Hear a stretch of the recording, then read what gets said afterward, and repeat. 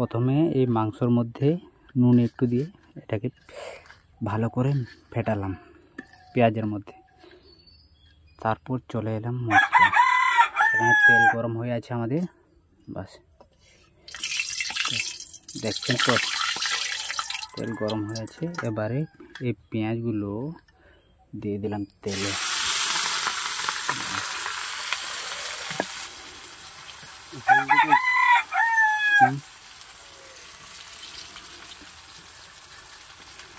দিয়ে দিলে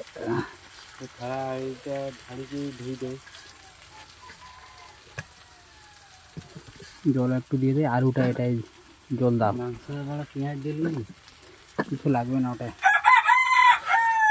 দেখে নিচ্ছি, ওটা কিছু লাগবে না।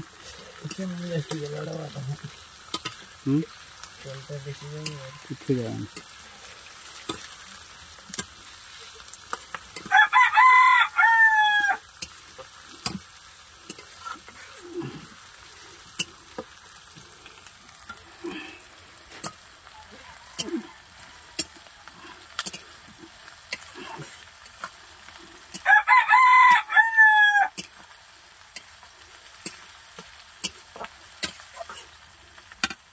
ফেটালাম, বাস মশলা আছে এখানে আমাদের, ঠিক আছে।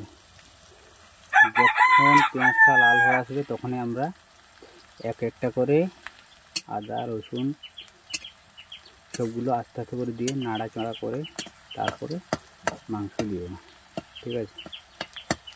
চলো।